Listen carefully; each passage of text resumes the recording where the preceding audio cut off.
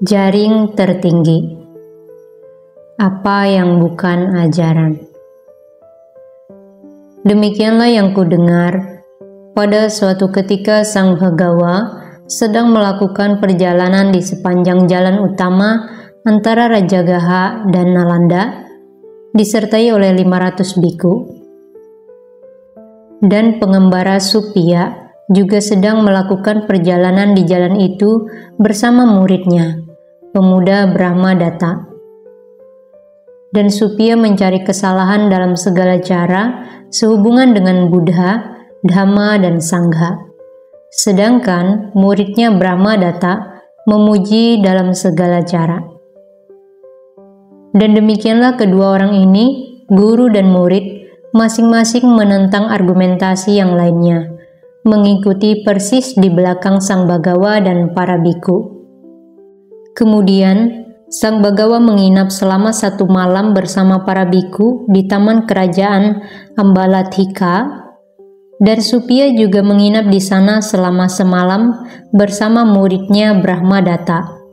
Dan Supya melanjutkan menghina Buddha, Dhamma, dan Sangha, sedangkan muridnya Brahmadatta membela. Dan demikianlah sambil berdebat, mereka mengikuti persis di belakang Sang Buddha dan para biku. Pada pagi harinya, sejumlah biku, setelah bangun tidur, berkumpul dan duduk di paviliun bundar, dan ini adalah topik pembicaraan mereka. Sungguh indah, teman-teman, sungguh menakjubkan bagaimana Sang Bhagawa, Sang Arahan, Buddha yang telah mencapai penerangan sempurna mengetahui, melihat, dan dengan jelas membedakan kecenderungan makhluk-makhluk yang berbeda-beda. Karena di sini ada pengembara Supya yang mencari-cari kesalahan dalam segala cara sehubungan dengan Buddha, Dhamma, dan Sangha. Sedangkan muridnya Brahmadatta dalam berbagai cara membela Buddha, Dhamma, dan Sangha. Dan sambil masih berdebat, mereka mengikuti persis di belakang Sang Bhagawa dan para biku. Kemudian Sang Bhagawa mengetahui apa yang sedang dibicarakan oleh para biku, mendatangi paviliun bundar, dan duduk di tempat yang telah dipersiapkan. Kemudian beliau berkata, "Para biku, apakah yang sedang kalian bicarakan? Diskusi apakah yang terhenti olehku?" Dan mereka menceritakannya kepada beliau. "Para biku, jika seseorang menghinaku, Dhamma atau Sangha, kalian tidak boleh marah, kesal, atau terganggu akan hal itu. Jika kalian marah atau tidak senang akan penghinaan itu, maka itu akan menjadi rintangan bagi kalian. Karena jika orang lain menghinaku, Dhamma atau Sangha, dan kalian marah atau tidak senang, dapatkah kalian mengetahui apakah yang mereka katakan itu benar atau salah? Tidak, Bhagawa. Jika orang lain menghinaku, Dhamma atau Sangha, maka kalian harus menjelaskan apa yang tidak benar sebagai tidak benar dengan mengatakan, itu tidak benar, itu salah, itu bukan jalan kami, itu tidak ada pada kami. Jika orang lain memujiku, Dhamma atau Sangha, kalian tidak boleh gembira, bahagia, atau senang akan hal itu. Jika kalian gembira, bahagia, atau senang akan pujian itu, maka itu akan menjadi rintangan bagi kalian.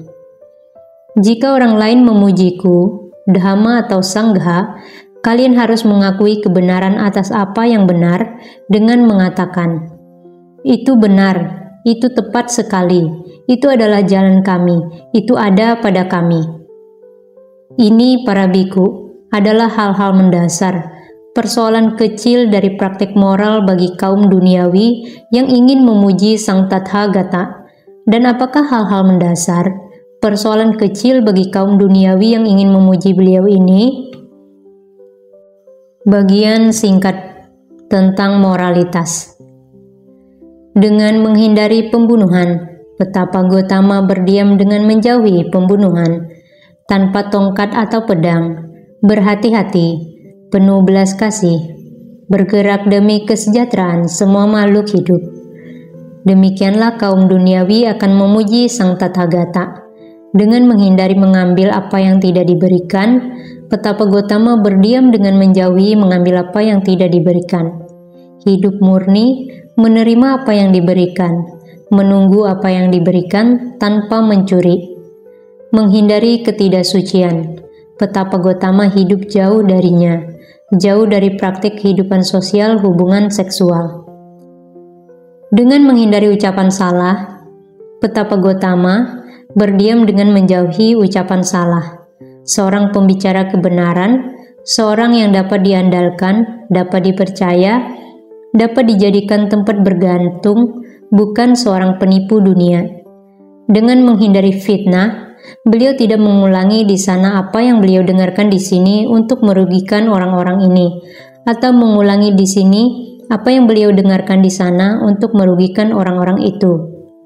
Demikianlah beliau adalah penengah bagi mereka yang bersengketa dan pendorong bagi mereka yang rukun, bahagia dalam kedamaian, menyukainya, gembira di dalamnya, seseorang yang berbicara demi kedamaian. Dengan menghindari ucapan kasar, beliau menjauhinya. Beliau mengatakan apa yang tanpa cela, indah di telinga, menyenangkan, menyentuh hati, sopan, indah dan menarik bagi banyak orang.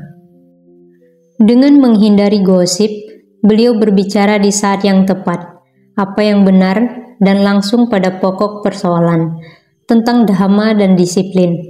Beliau adalah seorang pembicara yang kata-katanya harus dihargai, sesuai pada waktunya, beralasan, dijelaskan dengan baik dan berhubungan dengan tujuan. Demikianlah kaum duniawi akan memuji Sang Tathagata. Petapa Gotama adalah seorang yang menjauhi merusak benih dan hasil panen. Beliau makan sekali sehari dan tidak makan pada waktu malam, menjauhi makan pada waktu yang salah. Beliau menghindari menonton tari-tarian, nyanyian, musik dan pertunjukan. Beliau menghindari memakai karangan bunga, pengharum, kosmetik, riasan dan hiasan. Beliau menghindari menggunakan tempat tidur yang tinggi atau lebar. Beliau menghindari menerima emas dan perak. Beliau menghindari menerima beras mentah atau daging mentah. Beliau tidak menerima perempuan atau gadis muda, budak-budak laki-laki atau perempuan, domba dan kambing, ayam dan babi, gajah, sapi, kuda-kuda jantan dan betina, ladang dan lahan tanah. Beliau menghindari dari menjadi kurir, dari membeli dan menjual, dari menipu dengan timbangan dan takaran yang salah, dari menyuap dan korupsi, dari penipuan dan kemunafikan, dari melukai, membunuh, memenjarakan, merampok jalanan, dan mengambil makanan dengan paksa. Demikianlah kaum duniawi akan memuji Sang Tathagata. Bagian menengah tentang moralitas. Sementara beberapa petapa dan brahmana memakan makanan pemberian mereka yang berkeyakinan, cenderung merusak benih-benih itu yang tumbuh dari akar-akar, dari tangkai, dari ruas-ruas, dari irisan, dari biji. Petapa Gotama menghindari perusakan demikian. Demikianlah kaum duniawi akan memuji Sang Tathagata. Sementara beberapa petapa dan brahmana memakan makanan pemberian mereka yang berkeyakinan, cenderung menikmati barang-barang simpanan seperti makanan, minuman, pakaian, kereta, tempat tidur, pengharum, daging. Petapa Gotama menjauhi kenikmatan demikian. Sementara beberapa petapa dan brahmana masih menikmati pertunjukan seperti tarian, nyanyian, musik, penampilan, pelafalan, musik tangan, simbal dan tambur, pertunjukan sihir, akrobatik dan sulap, pertandingan gajah, kerbau, sapi, kambing, domba, ayam, burung puyuh, perkelahian dengan tongkat, tinju, gulat, perkelahian pura-pura, parade, pertunjukan manuver dan militer. Petapa Gotama menjauhi dari menikmati pertunjukan demikian. Sementara beberapa petapa dan brahmana masih menikmati permainan dan kegiatan sia-sia seperti catur 8 atau 10 baris, catur di udara, permainan jingkat, permainan biji-bijian, permainan dadu, melempar tongkat, lukisan tangan, permainan bola, meniup melalui pipa mainan, permainan dengan bajak mainan, jungkir balik, permainan dengan kincir, pengukuran, kereta dan busur, menebak huruf, menebak pikiran, meniru penampilan cacat. Petapa Gotama menjauhi kegiatan sia-sia demikian. Sementara beberapa petapa dan brahmana masih menyukai tempat tidur yang tinggi dan lebar dan tempat duduk yang tinggi, alas duduk berhiaskan kulit binatang, dilapisi wol atau dengan berbagai macam penutup. Penutup dengan bulu di kedua sisi atau di satu sisi, penutup sutra, berhiaskan dengan atau tanpa permata, permadani kereta, gajah, kuda, berbagai selimut dari kulit kijang, dipan bertenda, atau dengan bantal merah di kedua sisi. Petapa Gotama menjauhi tempat tidur tinggi dan lebar demikian. Sementara beberapa petapa dan brahmana masih menyukai bentuk-bentuk hiasan diri dan perhiasan seperti melumuri tubuh dengan pengharum, memijat, mandi dengan air harum, menggunakan pencuci rambut, menggunakan cermin, salep, kalung bunga, wangi-wangian, bedak, kosmetik, kalung, ikat kepala, tongkat, hiasan, botol, pedang, penghalang sinar matahari, sandal berhias, turban, permata kipas ekor yak, jubah berumbai. Petapa Gotama menjauhi hiasan diri demikian. Sementara beberapa petapa dan brahmana masih menyukai pembicaraan yang tidak bermanfaat, seperti tentang raja-raja, perampok-perampok, menteri-menteri, bala tentara, bahaya-bahaya, perang, makanan, minuman, pakaian, tempat tidur, kalung bunga, pengharum, sanak saudara, kereta, desa-desa, pemukiman-pemukiman dan kota-kota, negara-negara, perempuan-perempuan, pahlawan-pahlawan, gosip sumur dan jalanan, pembicaraan tentang mereka yang meninggal dunia, pembicaraan yang tidak menentu, spekulasi tentang daratan dan lautan, pembicaraan tentang keadaan dan ketiadaan. Petapa Gotama menjauhi pembicaraan demikian.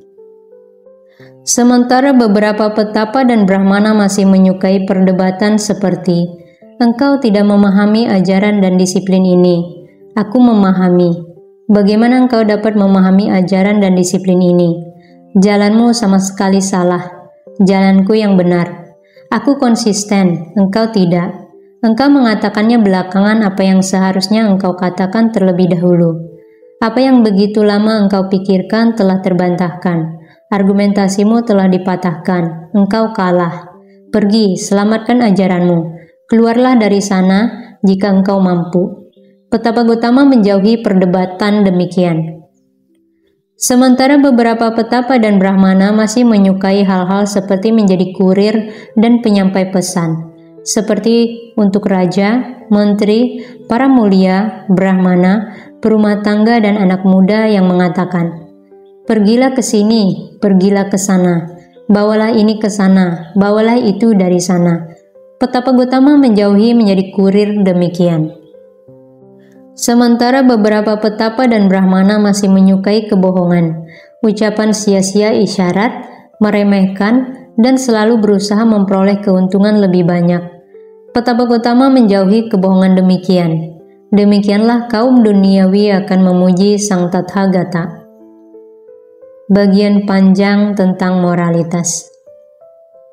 Sementara beberapa petapa dan brahmana memakan makanan pemberian mereka yang berkeyakinan, berpenghidupan dari keterampilan rendah, penghidupan salah seperti membaca garis tangan, meramal dari gambar-gambaran, tanda-tanda, mimpi-mimpi, tanda-tanda jasmani, guratan tikus, pemujaan api, persembahan dari sesendok sekam, tepung beras, ghee atau minyak, dari mulut atau dari darah, membaca ujung jari, pengetahuan rumah dan kebun, ahli dalam jimat, pengetahuan setan, pengetahuan tanah rumah, pengetahuan ular, pengetahuan racun, pengetahuan tikus, pengetahuan burung, pengetahuan gagak, meramalkan usia kehidupan seseorang, jimat melawan anak panah, pengetahuan tentang suara-suara binatang.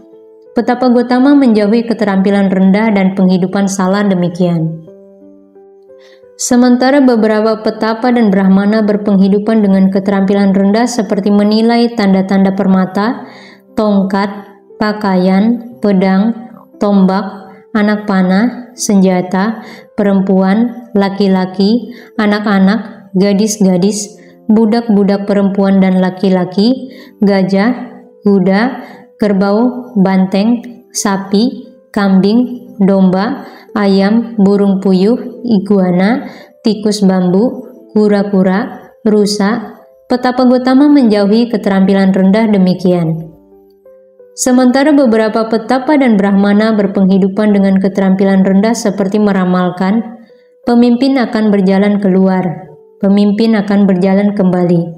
Pemimpin kita akan bergerak maju dan pemimpin musuh akan bergerak mundur. Pemimpin kita akan menang dan pemimpin musuh akan kalah. Pemimpin musuh akan menang dan pemimpin kita akan kalah. Demikianlah akan ada kemenangan di satu pihak dan kekalahan di pihak lainnya. Petapa Gotama menjauhi keterampilan rendah demikian.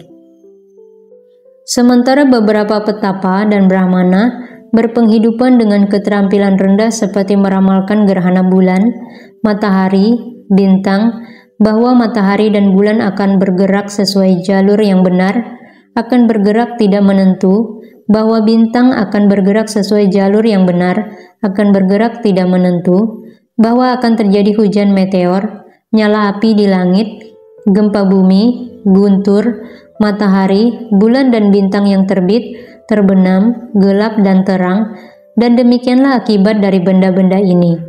Petapa Gotama menjauhi keterampilan rendah dan penghidupan salah demikian.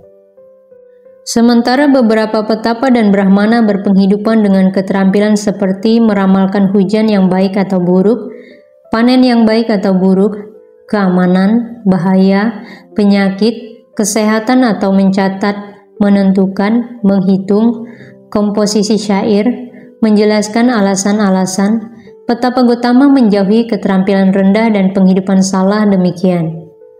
Sementara beberapa petapa dan brahmana berpenghidupan dengan keterampilan rendah seperti mengatur pemberian dan penerimaan dalam suatu pernikahan, pertunangan dan perceraian, menyatakan waktu untuk menabung dan belanja, membawa keberuntungan dan kemalangan, melakukan aborsi, menggunakan mantra untuk mengikat lidah, mengikat rahang, menyebabkan tangan gemetar, menyebabkan tuli, mencari jawaban dari cermin, menjadi gadis medium dewa, memuja matahari atau Mahabrahma, meniupkan api, memanggil Dewi keberuntungan. Petapa Gotama menjauhi keterampilan rendah dan penghidupan salah demikian.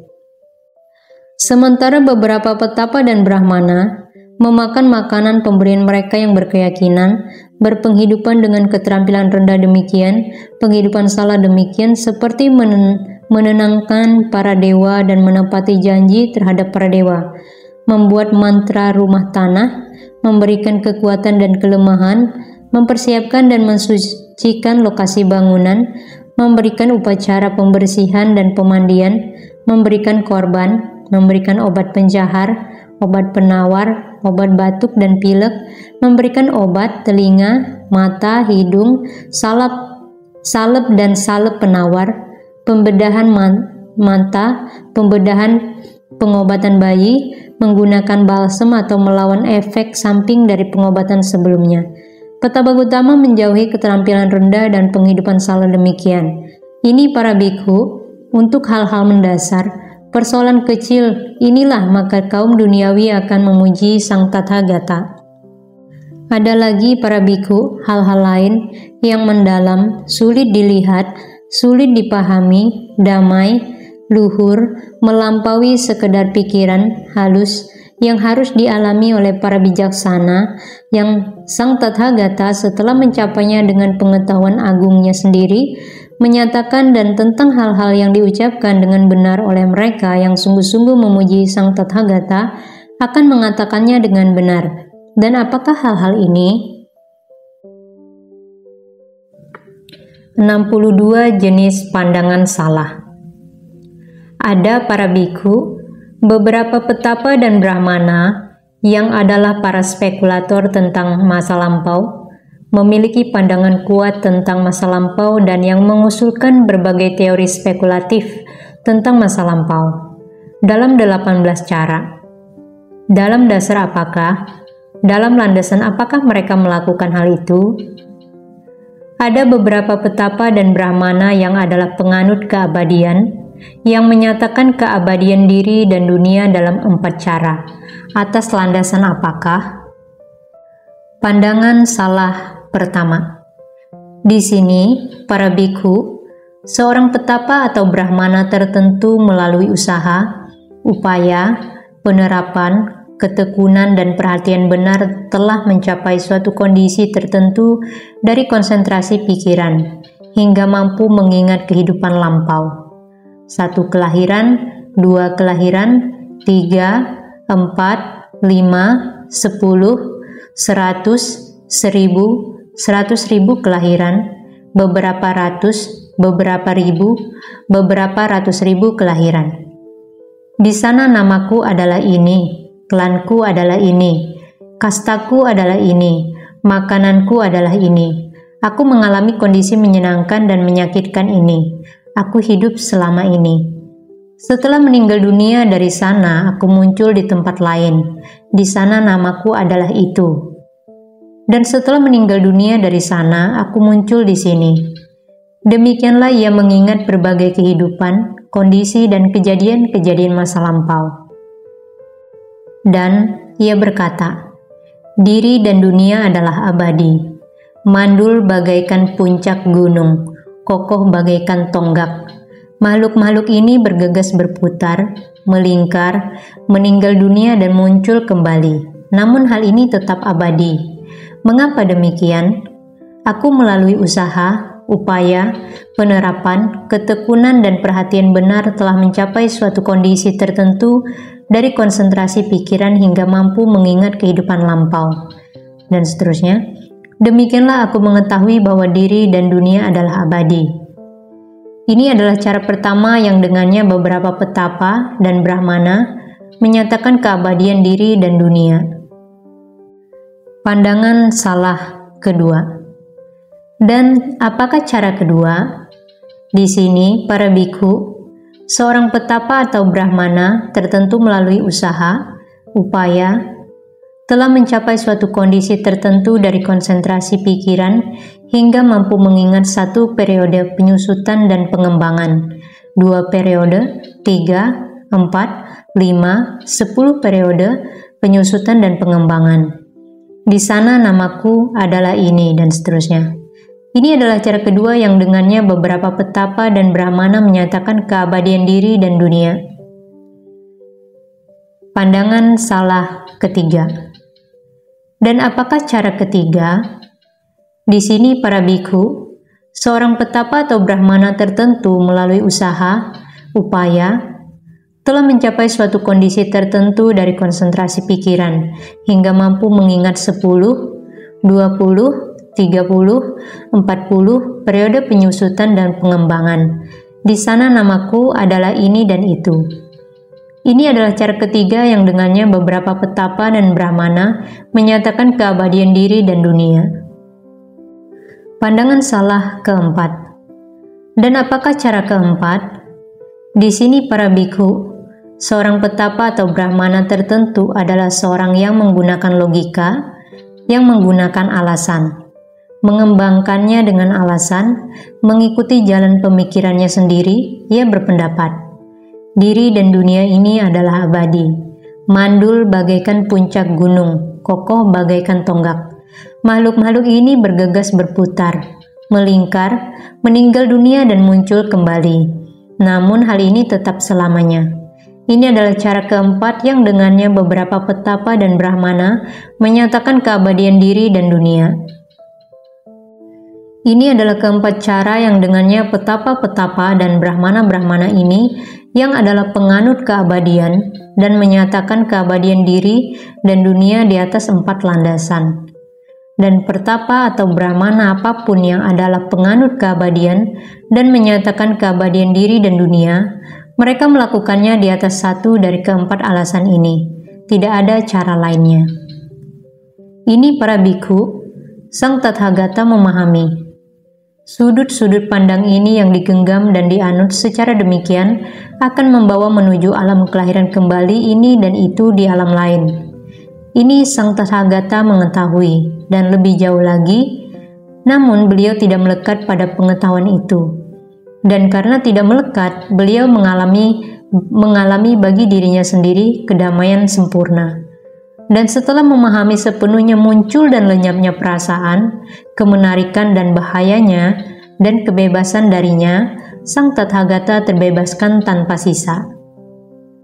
Ada para bikhu, hal-hal lain yang mendalam, sulit dilihat, sulit dipahami, damai, luhur, melampaui sekedar pikiran, halus, yang harus dialami oleh para bijaksana, yang Sang Tathagata, setelah mencapainya dengan pengetahuan agungnya sendiri, menyatakan dan tentang hal-hal itu yang karenanya mereka yang dengan tulus memuji Sang Tathagata akan mengatakannya dengan benar. Dan apakah hal-hal ini? Akhir dari bagian pembacaan pertama. Ada para bikhu, beberapa petapa dan brahmana yang menganut sebagian abadi dan sebagian tidak abadi, yang menyatakan keabadian sebagian dan ketidakabadian sebagian akan diri dan dunia dalam 4 cara. Atas landasan apakah? Akan tiba waktunya para bikhu, cepat atau lambat, setelah rentang waktu yang panjang, ketika dunia ini menyusut. Pada saat penyusutan, makhluk-makhluk sebagian besar terlahir di alam Brahma Abhasara, dan di sana mereka berdiam dengan ciptaan pikiran, dengan kegembiraan sebagai makanan, bercahaya, melayang di angkasa, agung, dan mereka hidup demikian selama waktu yang sangat lama. Pandangan salah kelima. Tetapi akan tiba waktunya, cepat atau lambat, setelah rentang waktu yang panjang, ketika dunia ini mulai mengembang. Dalam dunia yang mengembang ini, sebuah istana Brahma yang kosong muncul, dan kemudian satu makhluk, karena habisnya masa kehidupannya atau jasa baiknya, jatuh dari alam Abhasara dan muncul kembali dalam istana Brahma yang kosong. Dan di sana ia berdiam, dengan ciptaan pikiran, dengan kegembiraan sebagai makanan, bercahaya, melayang di angkasa, agung, dan ia hidup demikian selama waktu yang sangat lama. Kemudian dalam diri makhluk ini yang telah menyendiri sekian lama, muncullah kegelisahan, ketidakpuasan dan kekhawatiran, dan ia berpikir, "Oh, seandainya beberapa makhluk lain dapat datang ke sini." Dan makhluk-makhluk lain, karena habisnya masa kehidupan mereka atau jasa-jasa baik mereka, jatuh dari alam Abhasara dan muncul kembali di dalam istana Brahma sebagai teman-teman bagi makhluk ini. Dan di sana mereka berdiam dengan ciptaan pikiran, dan mereka hidup demikian selama waktu yang sangat lama. Dan kemudian para bikhu, makhluk yang pertama muncul di sana berpikir, "Aku adalah Brahma, Maha Brahma, Sang Penakluk, yang tak tertaklukkan, Maha Melihat, Maha Kuasa, yang termulia, Pembuat dan Pencipta, Penguasa, Pengambil keputusan dan Pemberi perintah, Ayah dari semua yang telah ada dan yang akan ada. Makhluk-makhluk ini diciptakan olehku. Mengapa demikian? Karena pertama-tama aku memiliki pikiran. Oh, seandainya beberapa makhluk lain dapat datang ke sini. Itu adalah keinginanku, dan kemudian makhluk-makhluk itu muncul. Tetapi makhluk-makhluk lain yang muncul belakangan berpikir, ini teman-teman adalah Brahma, Maha Brahma, Sang Penakluk, yang tak tertaklukkan, Maha Melihat, Maha Kuasa, yang termulia, Pembuat dan Pencipta, Penguasa, Pengambil keputusan dan Pemberi perintah, ayah dari semua yang telah ada dan yang akan ada. Mengapa demikian? Kita telah melihat bahwa Dia adalah yang pertama di sini, dan bahwa kita muncul setelah Dia. Dan makhluk yang muncul pertama ini hidup lebih lama, lebih indah dan lebih berkuasa daripada makhluk lainnya. Dan mungkin terjadi bahwa beberapa makhluk jatuh dari alam itu dan muncul di dunia ini. Setelah muncul di dunia ini, ia pergi meninggalkan rumah tangga dan menjalani kehidupan tanpa rumah. Setelah meninggalkan keduniawian, ia melalui usaha, upaya, penerapan, ketekunan dan perhatian benar, telah mencapai suatu kondisi tertentu dari konsentrasi pikiran hingga mampu mengingat kehidupan sebelumnya yang terakhir. Tetapi tidak mampu mengingat yang sebelum itu. Dan ia berpikir, Brahma itu, dan seterusnya, ia menciptakan kami, dan ia kekal, stabil, abadi, tidak mengalami perubahan, sama selamanya. Tetapi kami yang diciptakan oleh Brahma itu, kami tidak kekal, tidak stabil, berumur pendek, ditakdirkan terjatuh, dan kami datang ke dunia ini. Ini adalah kasus pertama di mana beberapa pertapa dan brahmana menganut sebagian abadi dan sebagian tidak abadi. Pandangan salah ke-6. Dan apakah cara kedua? Ada para bikhu, dewa-dewa tertentu yang disebut rusak oleh kenikmatan. Mereka menghabiskan banyak waktu menikmati kesenangan, bermain dan bersukaria, sehingga perhatian mereka memudar. Dan dengan memudarnya perhatian mereka, makhluk-makhluk itu jatuh dari kondisi tersebut. Dan mungkin terjadi bahwa satu makhluk setelah jatuh dari kondisi tersebut muncul di dunia ini. Setelah muncul di dunia ini, ia pergi meninggalkan kehidupan rumah tangga dan menjalani kehidupan tanpa rumah. Setelah pergi, ia melalui usaha, upaya, telah mengingat kehidupan sebelumnya yang terakhir, tetapi tidak mampu mengingat yang sebelum itu. Ia berpikir, para dewa mulia itu yang tidak rusak oleh kenikmatan tidak menghabiskan waktu menikmati kesenangan, bermain dan bersukaria. Karenanya perhatian mereka tidak memudar, dan karena itu mereka tidak jatuh dari kondisi tersebut. Mereka kekal, stabil, abadi, tidak mengalami perubahan, sama selamanya. Tetapi kami yang rusak oleh kenikmatan menghabiskan banyak waktu menikmati kesenangan, bermain dan bersukaria. Karena itu, kami dengan memudarnya perhatian telah jatuh dari kondisi tersebut. Kami tidak kekal, tidak stabil, berumur pendek, ditakdirkan jatuh, dan kami datang ke dunia ini. Ini adalah kasus kedua. Pandangan salah ke-7. Dan apakah cara ketiga? Ada para bikhu, para dewa tertentu yang disebut rusak dalam pikiran. Mereka menghabiskan waktu memperhatikan yang lainnya dengan iri hati. Karena pikiran mereka yang rusak, mereka menjadi lelah dalam jasmani dan pikiran, dan mereka jatuh dari tempat itu. Dan mungkin terjadi bahwa satu makhluk setelah jatuh dari kondisi tersebut muncul di dunia ini. Ia mengingat kehidupan sebelumnya yang terakhir, tetapi tidak mampu mengingat yang sebelum itu. Ia berpikir, para dewa mulia itu yang tidak rusak dalam pikiran tidak menghabiskan banyak waktu memperhatikan yang lainnya dengan iri hati. Mereka tidak rusak dalam pikiran atau lelah dalam jasmani dan pikiran, dan karenanya mereka tidak jatuh dari kondisi tersebut. Mereka kekal, stabil, abadi, tetapi kami yang rusak dalam pikiran adalah tidak kekal, tidak stabil, berumur pendek, ditakdirkan terjatuh, dan kami datang ke dunia ini. Ini adalah kasus ketiga. Pandangan salah ke-8. Dan apakah cara keempat?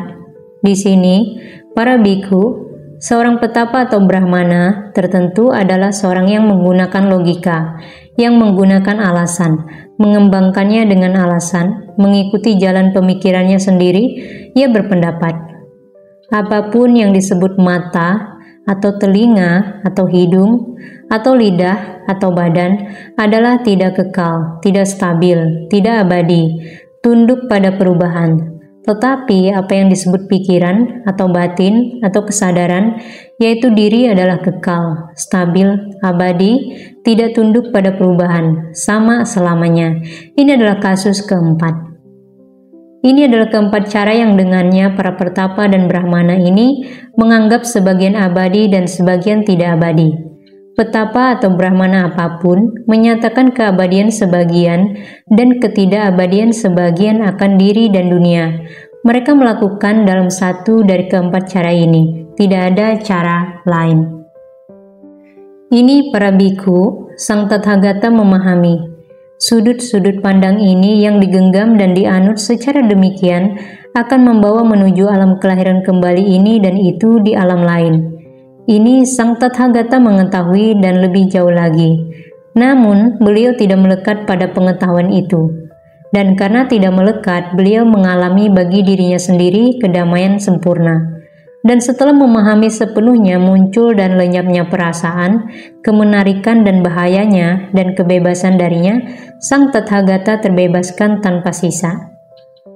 Ini para biku adalah hal-hal lain tersebut yang mendalam, sulit dilihat, sulit dipahami, damai, luhur, melampaui sekedar pikiran, halus yang harus dialami oleh para bijaksana yang Sang Tathagata setelah mencapainya dengan pengetahuan agungnya sendiri menyatakan dan tentang hal-hal itu yang karenanya mereka yang dengan tulus memuji Sang Tathagata akan mengatakannya dengan benar.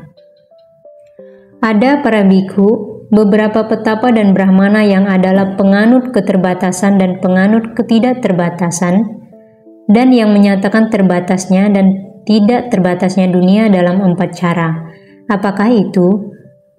Pandangan salah ke-9. Di sini para biku, seorang petapa atau brahmana tertentu melalui usaha, telah mencapai suatu kondisi konsentrasi yang di sana ia berdiam dan melihat dunia ini sebagai terbatas.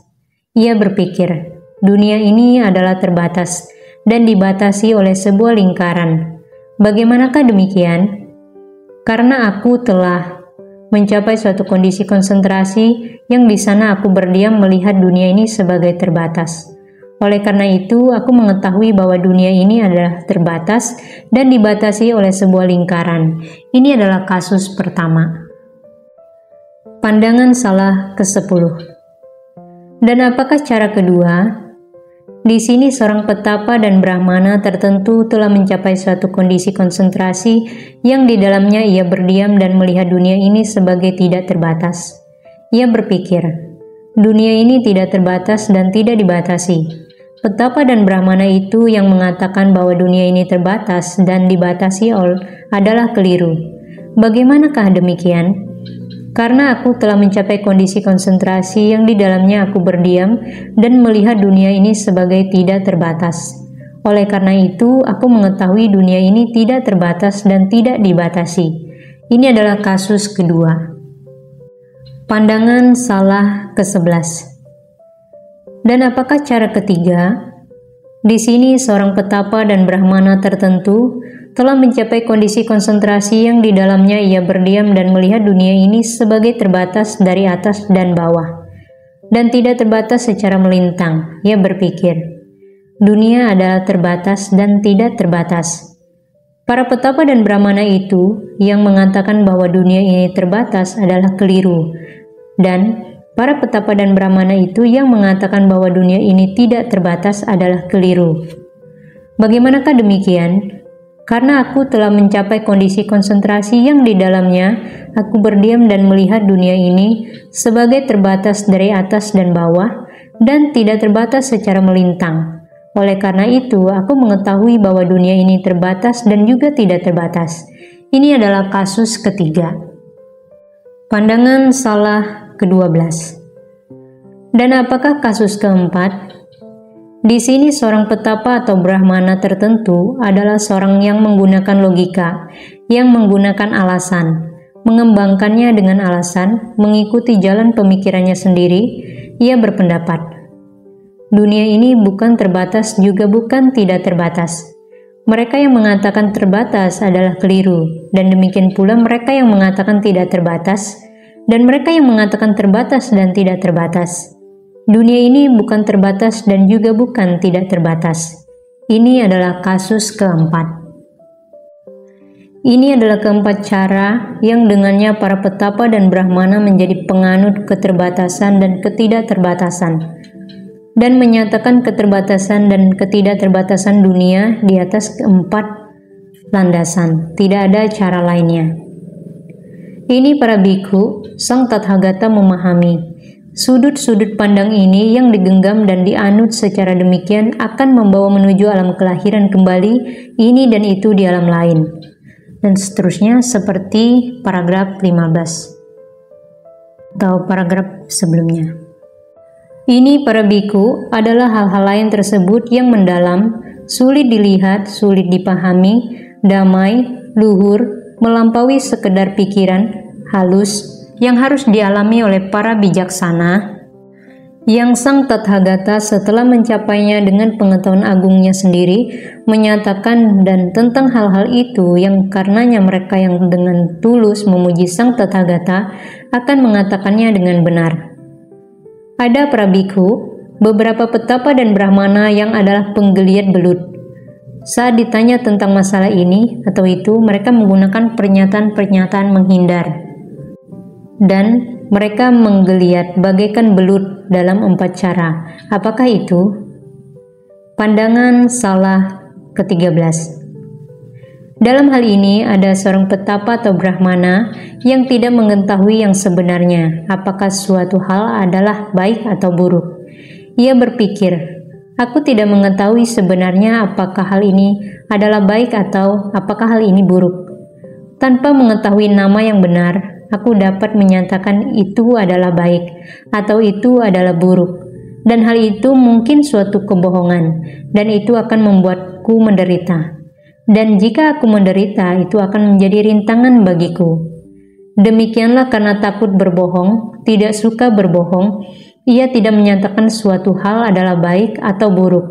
Tetapi ketika ia ditanya tentang persoalan ini atau itu, ia memberikan pernyataan menghindar dan menggeliat seperti belut.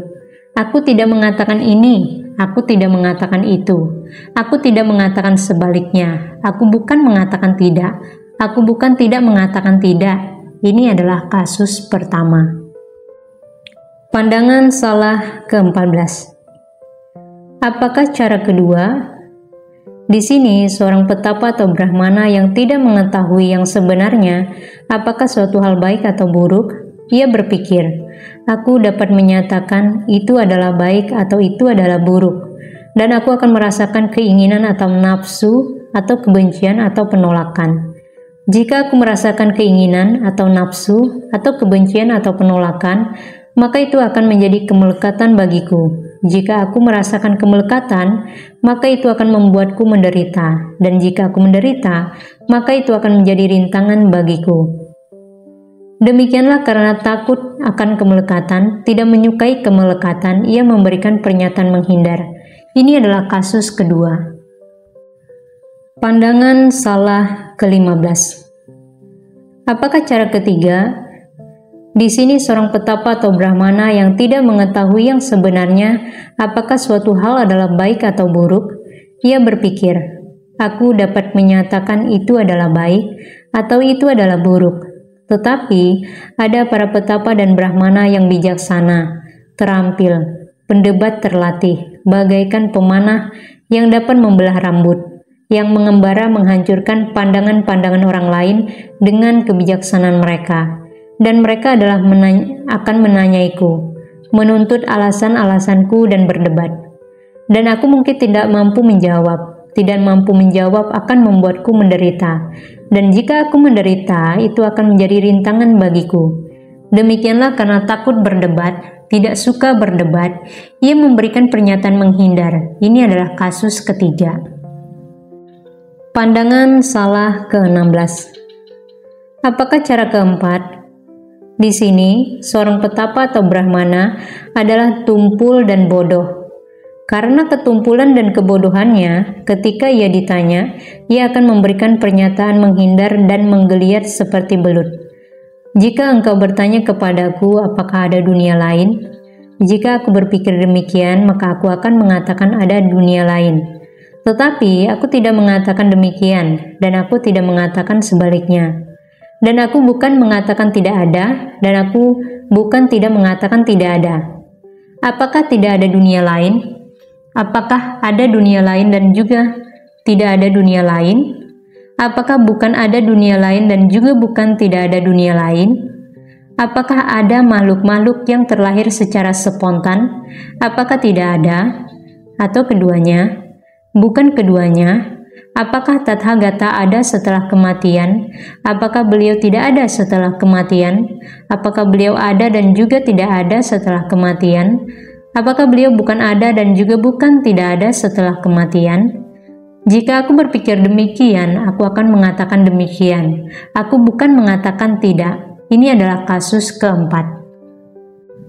Ini adalah keempat cara yang oleh para petapa dan brahmana yang adalah pegeliat belut gunakan untuk menghindar. Tidak ada cara lain. Ini para bikhu, sang Tathagata memahami.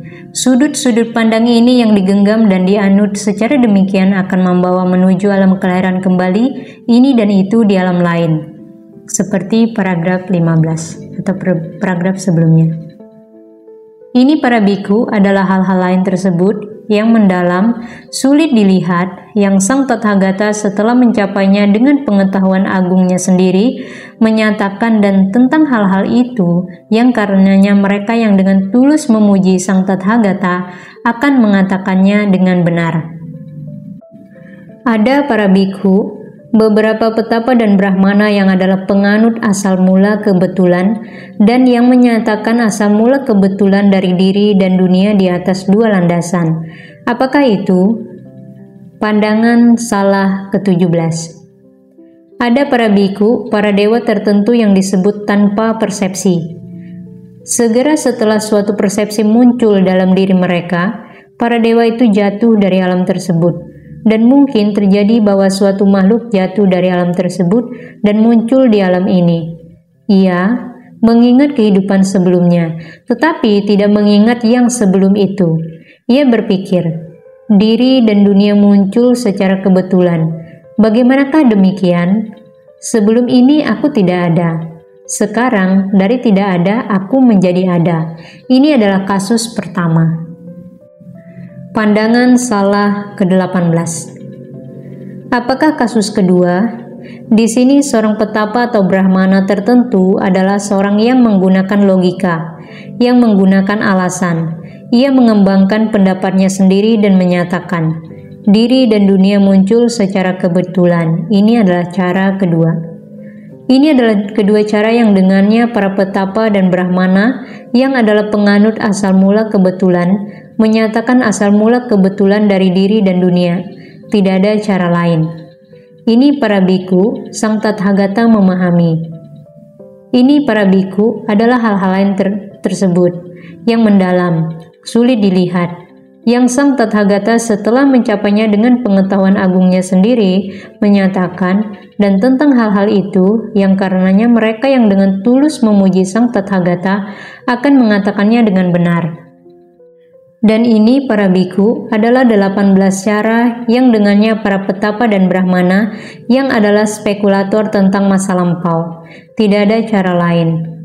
Ini para biku, sang Tathagata memahami.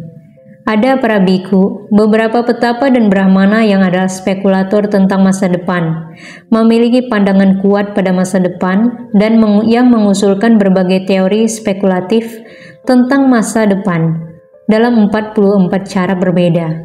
Atas dasar apakah? Atas landasan apakah mereka melakukan hal itu? Ada para biku, beberapa petapa dan brahmana yang menyatakan suatu ajaran tentang persepsi yang bertahan setelah kematian, dan mereka melakukannya dalam 16 cara yang berbeda. Dalam landasan apakah?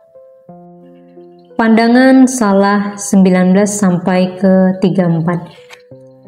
Mereka menyatakan bahwa diri setelah kematian adalah sehat dan memiliki persepsi. Dan 1. Bermateri, 2. Tanpa materi, 3. Bermateri dan juga tanpa materi, 4. Bukan bermateri dan juga bukan tanpa materi, 5. Terbatas, 6. Tidak terbatas, 7. Keduanya, 8. Bukan keduanya, 9 memiliki persepsi yang seragam, 10 memiliki persepsi yang berbeda-beda, 11 memiliki persepsi yang terbatas, 12 memiliki persepsi tidak terbatas, 13 bahagia sepenuhnya, 14 menderita sepenuhnya, 15 keduanya, 16 bukan keduanya. Ini adalah ke-16 cara yang dengannya para petapa dan Brahmana ini menyatakan suatu ajaran kesadaran yang bertahan setelah kematian. Tidak ada cara lainnya. Ini para biku, Sang Tathagata memahami. Ini para biku adalah hal-hal lain tersebut yang mendalam, sulit dilihat, yang Sang Tathagata setelah mencapainya dengan pengetahuan agungnya sendiri, menyatakan, dan tentang hal-hal itu yang karenanya mereka yang dengan tulus memuji Sang Tathagata akan mengatakannya dengan benar. Akhir dari bagian pembacaan kedua. Ada para biku, beberapa petapa dan brahmana yang menyatakan ajaran tanpa persepsi yang bertahan setelah kematian, dan mereka melakukannya dalam 8 cara. Atas landasan apakah? Pandangan salah ke-35 sampai 42. Mereka menyatakan bahwa diri setelah kematian adalah sehat dan tanpa persepsi, dan 1 bermateri, 2 materi, tanpa materi, 3 keduanya, 4 bukan keduanya, 5 terbatas, 6 tidak terbatas, 7 keduanya, 8 bukan keduanya. Ini adalah 8 cara bagi para petapa dan brahmana yang menyatakan ajaran tanpa persepsi yang bertahan setelah kematian. Tidak ada cara lain. Ini para biku, Sang Tathagata memahami. Ini para biku adalah hal-hal lain tersebut yang mendalam, sulit dilihat, yang Sang Tathagata setelah mencapainya dengan pengetahuan agungnya sendiri menyatakan, dan tentang hal-hal itu yang karenanya mereka yang dengan tulus memuji Sang Tathagata akan mengatakannya dengan benar. Ada beberapa petapa dan brahmana yang menyatakan ajaran bukan memiliki persepsi dan juga bukan tanpa persepsi yang bertahan setelah kematian, dan mereka melakukannya dalam 8 cara. Atas landasan apakah? Pandangan salah ke-43 sampai ke-50. Mereka menyatakan bahwa diri setelah kematian adalah sehat dan bukan memiliki persepsi dan juga bukan tanpa persepsi, dan 1 bermateri, 2 tanpa materi, 3 keduanya, 4 bukan keduanya, 5 terbatas, 6 tidak terbatas, 7 keduanya, 8 bukan keduanya. Ini adalah 8 cara bagi para petapa dan brahmana menyatakan ajaran bukan memiliki persepsi dan juga bukan tanpa persepsi yang bertahan setelah kematian. Tidak ada cara lain. Ini para biku, Sang Tathagata memahami. Ini para biku adalah hal-hal lain tersebut yang mendalam, sulit dilihat, yang Sang Tathagata setelah mencapainya dengan pengetahuan agungnya sendiri menyatakan, dan tentang hal-hal itu yang karenanya mereka yang dengan tulus memuji Sang Tathagata akan mengatakannya dengan benar. Ada para biku, beberapa petapa dan brahmana yang menganut pemusnahan, yang menyatakan pemusnahan, penghancuran dan ketiadaan makhluk-makhluk, dan mereka melakukannya dalam 7 cara. Atas landasan apakah? Pandangan salah ke-51. Di sini seorang petapa atau brahmana tertentu menyatakan dan menganut pandangan, karena diri ini adalah materi dan tersusun dari 4 unsur, produk dari ibu dan ayah. Saat hancurnya jasmani, diri ini musnah dan binasa, dan tidak ada setelah kematian. Inilah cara diri ini musnah. Itulah bagaimana beberapa orang menyatakan pemusnahan, penghancuran dan ketiadaan makhluk-makhluk. Pandangan salah ke-52. Yang lain berkata kepadanya, "Tuan, ada diri seperti yang engkau katakan. Aku tidak menyangkalnya, namun diri itu tidak sepenuhnya musnah, karena ada diri yang lain, dewa, bermateri, yang berdiam di alam indria, memakan makanan nyata. Engkau tidak mengetahuinya atau melihatnya, tetapi aku mengetahuinya dan melihatnya. adalah diri ini yang pada saat hancurnya jasmani binasa. Pandangan salah ke-53. Yang lain berkata kepadanya, Tuan, ada diri seperti yang engkau katakan, aku tidak menyangkalnya. Namun diri itu tidak sepenuhnya musnah, karena ada diri yang lain, dewa, bermateri, ciptaan pikiran, lengkap dengan semua bagian-bagian tubuhnya, tidak cacat dalam semua organ indrianya, adalah diri ini yang pada saat hancurnya jasmani binasa. Pandangan salah ke-54. Yang lain berkata kepadanya, Tuan, ada diri seperti yang engkau katakan. Ada diri yang lain yang dengan sepenuhnya melampaui sensasi jasmani, dengan lenyapnya semua penolakan dan dengan ketidaktertarikan pada persepsi yang beraneka ragam, melihat bahwa ruang adalah tidak terbatas, telah mencapai alam ruang tanpa batas. Adalah diri ini yang pada saat hancurnya jasmani binasa. Pandangan salah ke-55. Yang lain berkata kepadanya, ada diri yang lain yang dengan sepenuhnya melampaui alam ruang tanpa batas, melihat bahwa kesadaran adalah tanpa batas, telah mencapai alam kesadaran tanpa batas. Adalah diri ini yang pada saat hancurnya jasmani binasa. Pandangan salah ke-56. Yang lain berkata kepadanya, ada diri yang lain dengan sepenuhnya melampaui alam kesadaran tanpa batas, melihat bahwa tidak ada apapun, telah mencapai alam kekosongan. Adalah diri ini yang pada saat hancurnya jasmani binasa. Pandangan salah ke-57.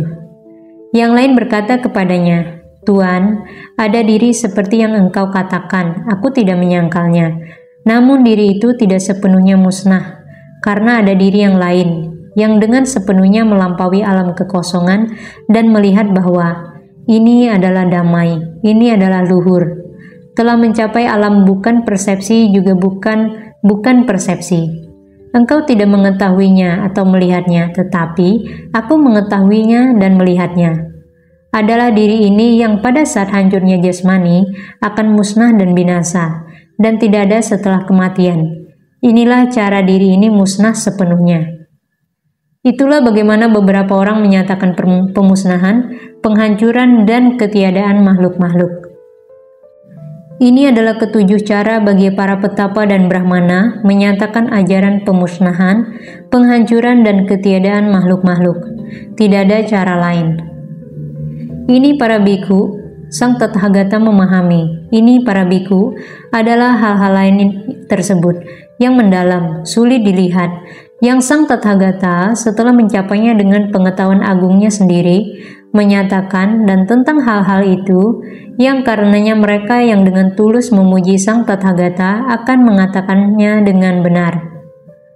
Ada para biku, beberapa petapa dan brahmana yang menyatakan nibbana di sini dan saat ini, dan yang menyatakan nibbana di sini dan saat ini bagi makhluk hidup saat ini dalam 5 cara. Atas landasan apakah? Pandangan salah ke-58. Di sini seorang petapa atau brahmana tertentu menyatakan dan menganut pandangan.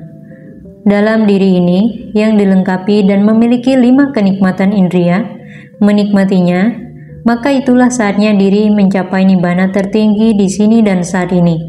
Demikianlah beberapa menyatakannya. Pandangan salah ke-59. Yang lain berkata kepadanya, Tuan, ada diri seperti yang engkau katakan, aku tidak menyangkalnya, tetapi itu bukanlah di mana diri mencapai nibbana tertinggi di sini dan saat ini. Mengapa demikian? Karena Tuan, kenikmatan indria tidak kekal, penuh penderitaan dan mengalami perubahan. Dan dari perubahan dan transformasinya muncullah kesedihan, ratapan, duka cita dan kesusahan. Tetapi ketika diri ini terlepas dari kenikmatan indria, terlepas dari kondisi-kondisi tidak bermanfaat, masuk dan berdiam dalam jhana pertama yang disertai oleh pemikiran dan pertimbangan, dan kegembiraan dan kebahagiaan yang muncul dari keterlepasan, itulah saatnya diri mencapai nibbana tertinggi di sini dan saat ini. Pandangan salah ke-60. Yang lain berkata kepadanya, Tuan, ada diri seperti yang engkau katakan, tetapi itu bukanlah di mana diri mencapai nibbana tertinggi di sini dan saat ini. Mengapa demikian? Karena dengan adanya pemikiran dan pertimbangan, kondisi itu dianggap kasar.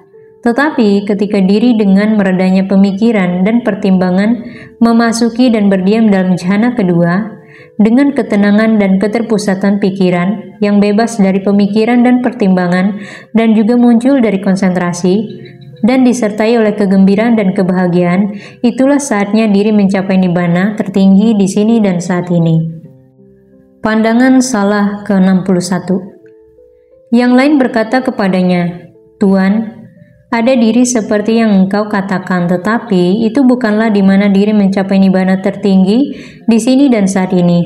Mengapa demikian? Karena dengan adanya kegembiraan, maka ada kegembiraan batin, dan kondisi itu dianggap kasar. Tetapi ketika diri ini dengan meluruhnya kegembiraan berdiam dalam keseimbangan, penuh perhatian dan sadar jernih, dalam tubuhnya sendiri mengalami kebahagiaan itu yang karenanya para mulia mengatakan, kediaman bahagia bagi seseorang yang memiliki keseimbangan dan perhatian. Dan dengan demikian, masuk dan berdiam dalam jhana ketiga, itulah saatnya diri mencapai nibbana tertinggi di sini dan saat ini. Pandangan salah ke-62. Yang lain berkata kepadanya, Tuan, ada diri seperti yang engkau katakan, aku tidak menyangkalnya, tetapi itu bukanlah di mana diri mencapai nibbana tertinggi di sini dan saat ini. Mengapa demikian? Karena pikiran mengandung gagasan kegembiraan, dan kondisi itu dianggap kasar. Tetapi ketika dengan meninggalkan kenikmatan dan kesakitan, dengan lenyapnya kegembiraan dan kesedihan sebelumnya, seseorang masuk dan berdiam dalam kondisi yang melampaui kenikmatan dan kesakitan dalam jhana keempat, yang dimurnikan oleh keseimbangan dan perhatian. Itulah saatnya diri mencapai nibbana tertinggi di sini dan saat ini. Demikianlah beberapa orang menyatakan nibbana tertinggi di sini dan saat ini bagi makhluk hidup saat ini. Ini adalah 5 cara yang digunakan oleh beberapa petapa dan brahmana untuk menyatakan nibbana di sini dan saat ini, tidak ada cara lain. Ini para biku, sang Tathagata memahami. Ini adalah 44 cara yang digunakan oleh beberapa petapa dan brahmana yang adalah spekulator tentang masa depan, memiliki pandangan kuat akan masa depan untuk mengusulkan berbagai teori spekulatif tentang masa depan. Tidak ada cara lain. Ini para biku, sang Tathagata memahami. Ini adalah 42 cara yang digunakan oleh beberapa petapa dan brahmana yang adalah spekulator tentang masa lampau, masa depan, atau keduanya, untuk mengusulkan berbagai teori spekulatif tentang hal-hal ini. Tidak ada cara lain. Ini para biku, sang Tathagata memahami. Sudut-sudut pandang ini yang digenggam dan dianut secara demikian akan membawa menuju alam kelahiran kembali, ini dan itu di alam lain. Ini sang Tathagata mengetahui dan lebih jauh lagi. Namun beliau tidak melekat pada pengetahuan itu. Dan karena tidak melekat, beliau mengalami bagi dirinya sendiri kedamaian sempurna. Dan setelah memahami sepenuhnya muncul dan lenyapnya perasaan, kemenarikan dan bahayanya dan kebebasan darinya, sang Tathagata terbebaskan tanpa sisa. Ini para biku adalah hal-hal lain tersebut yang mendalam, sulit dilihat, sulit dipahami, damai, luhur, melampaui sekedar pikiran, halus, yang harus dialami oleh para bijaksana, yang sang Tathagata setelah mencapainya dengan pengetahuan agungnya sendiri, menyatakan dan tentang hal-hal itu yang karenanya mereka yang dengan tulus memuji sang Tathagata akan mengatakannya dengan benar. Kesimpulan. Pandangan salah pertama sampai keempat. Demikianlah para biku ketika para petapa dan brahmana itu yang adalah penganut keabadian menyatakan keabadian diri dan dunia dalam 4 cara. Itu hanyalah sekedar perasaan dari mereka yang tidak mengetahui dan tidak melihat, kekhawatiran dan kebingungan dari mereka yang tenggelam dalam ketagihan. Pandangan salah kelima sampai ke-8. Ketika mereka yang adalah penganut keabadian sebagian dan ketidakabadian sebagian menyatakan keabadian sebagian dan ketidakabadian sebagian dari diri dan dunia dalam 4 cara, itu hanyalah sekedar perasaan dari mereka yang tidak mengetahui dan tidak melihat. Pandangan salah ke-9 sampai ke-12. Ketika mereka yang menganut keterbatasan dan ketidakterbatasan menyatakan keterbatasan dan ketidakterbatasan dunia atas 4 landasan, itu hanyalah sekedar perasaan dari mereka yang tidak mengetahui dan tidak melihat.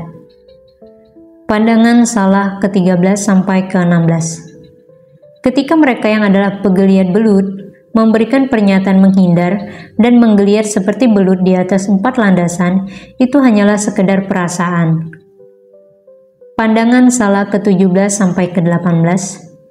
Ketika mereka yang menganut asal mula kebetulan menyatakan asal mula yang kebetulan pada diri dan dunia di atas 2 landasan, itu hanyalah perasaan. Pandangan salah 1 sampai 18. Ketika mereka yang adalah para spekulator tentang masa lampau memiliki pandangan kokoh tentang masa lampau, mengusulkan teori-teori spekulatif tentang masa lampau dalam 18 cara berbeda, ini hanyalah sekedar perasaan dari mereka yang tidak mengetahui dan tidak melihat, kekhawatiran dan kebingungan dari mereka yang tenggelam dalam ketagihan. Pandangan salah ke-19 sampai ke-34. Ketika mereka yang menyatakan ajaran persepsi yang bertahan setelah kematian mengungkapkannya dalam 16 cara berbeda, itu hanyalah sekedar perasaan. Pandangan salah ke-35 sampai ke-42. Ketika mereka yang menyatakan ajaran tanpa persepsi yang bertahan setelah kematian mengungkapkannya dalam 8 cara berbeda, itu hanyalah sekedar perasaan. Pandangan salah ke-43 sampai ke-50. Ketika mereka yang menyatakan ajaran bukan memiliki persepsi dan juga bukan tanpa persepsi yang bertahan setelah kematian mengungkapkannya dalam 8 cara, itu hanyalah sekedar perasaan. Pandangan salah ke-51 sampai ke-57. Ketika mereka yang menganut pemusnahan menyatakan pemusnahan, penghancuran dan ketiadaan makhluk-makhluk dalam 7 cara, itu hanyalah sekedar perasaan. Pandangan salah ke-58 sampai ke-62. Ketika mereka yang menganut nibbana di sini dan saat ini menyatakan nibbana di sini dan saat ini bagi makhluk-makhluk hidup saat ini di atas 5 landasan, itu hanyalah sekedar perasaan. Pandangan salah ke-19 sampai ke-62. Ketika mereka yang adalah para spekulator tentang masa depan dalam 44 cara berbeda. Pandangan salah 1 sampai ke-62. Ketika para petapa dan brahmana itu yang adalah para spekulator tentang masa lampau, masa depan atau keduanya memiliki pandangan kokoh mengusulkan pandangan-pandangan dalam 62 cara berbeda, ini hanyalah sekedar perasaan dari mereka yang tidak mengetahui dan tidak melihat, kekhawatiran dan kebingungan dari mereka yang tenggelam dalam ketagihan. Ketika para petapa dan brahmana itu yang adalah penganut keabadian menyatakan keabadian di atas diri dan dunia dalam 4 cara, itu dikondisikan oleh kontak. Ketika mereka yang adalah penganut keabadian sebagian dan ketidakabadian sebagian. Ketika mereka yang adalah penganut keterbatasan dan ketidakterbatasan. Ketika mereka adalah penggeliat belut. Ketika mereka yang adalah penganut asal mula kebetulan. Ketika mereka yang adalah para spekulator tentang masa lampau dalam 18 cara. Ketika mereka yang menyatakan ajaran persepsi yang bertahan setelah kematian. Ketika mereka yang menyatakan ajaran tanpa persepsi yang bertahan setelah kematian. Ketika mereka yang menyatakan ajaran bukan memiliki persepsi dan juga bukan tanpa persepsi yang bertahan setelah kematian. Ketika mereka yang adalah penganut pemusnahan. Ketika mereka yang menyatakan nibbana di sini dan saat ini. Ketika mereka yang adalah para spekulator tentang masa depan. Ketika para petapa dan brahmana itu yang adalah para spekulator tentang masa lampau, masa depan atau keduanya memiliki pandangan kokoh dan mengusulkan pandangan dalam 62 cara berbeda, itu dikondisikan oleh kontak. Bahwa semua ini, penganut keabadian dan seterusnya, harus mengalami perasaan tanpa kontak adalah mustahil. Sehubungan dengan semua ini, mereka mengalami perasaan-perasaan ini melalui kontak yang berulang-ulang melalui 6 landasan indera. Perasaan mengkondisikan ketagihan, ketagihan mengkondisikan kemelekatan, kemelekatan mengkondisikan penjelmaan, penjelmaan mengkondisikan kelahiran, kelahiran mengkondisikan penuaan dan kematian, duka cita, ratapan, kesedihan, dan kesusahan. Ketika para biku, seorang biku memahami sebagaimana adanya muncul dan lenyapnya 6 landasan kontak, kemenarikan dan bahayanya, dan kebebasan darinya, ia mengetahui apa yang melampaui semua pandangan ini. Petapa dan Brahmana manapun yang adalah para spekulator tentang masa lampau atau masa depan atau keduanya yang memiliki pandangan kokoh pada persoalan tersebut dan mengusulkan pandangan spekulatif, semua ini terperangkap dalam jaring dengan 62 bagian. Dan kemanapun mereka masuk dan mencoba untuk keluar, mereka tertangkap dan terkurung dalam jaring ini. Bagaikan seorang nelayan ahli atau pembantunya yang menutup sebagian air dengan jaring yang baik, berpikir, makhluk besar apapun yang ada di air ini, mereka semuanya terperangkap dalam jaring dan terkurung dalam jaring. Demikian pula dengan semua ini, mereka terperangkap dan tertangkap dalam jaring ini. Para biku, jasmani sang Tathagata yang berdiri tegak dengan unsur-unsur yang menghubungkannya dengan jasmani akan menjadi hancur. Selama jasmani ini ada, para dewa dan manusia dapat melihatnya. Tetapi saat hancurnya jasmani dan habisnya umur kehidupan, para dewa dan manusia tidak akan melihatnya lagi. Para biku, bagaikan ketika tangkai serumpun mangga dipotong, maka semua mangga pada rumpun itu akan jatuh bersamanya. Demikian pula jasmani sang Tathagata dengan unsur-unsurnya yang menghubungkannya dengan penjelmaan telah terpotong. Selama jasmani ini ada, para dewa dan manusia dapat melihatnya. Tetapi saat hancurnya jasmani dan habisnya umur kehidupan, para dewa dan manusia tidak akan melihatnya lagi. Setelah kata-kata tersebut, Yang Mulia Ananda berkata kepada Sang Bhagawa, "Menakjubkan Bhagawa, sungguh indah. Apakah nama dari pembabaran Dhamma ini?" Ananda, engkau boleh mengingat pembabaran Dhamma ini sebagai jaring manfaat, jaring Dhamma, jaring tertinggi, jaring pandangan-pandangan, atau sebagai kemenangan tanpa tandingan dalam pertempuran. Demikianlah Sang Bhagawa berkata, dan para biku bergembira dan bersukacita mendengar kata-kata beliau. Dan ketika pembabaran ini sedang disampaikan, 10.000 alam semesta berguncang.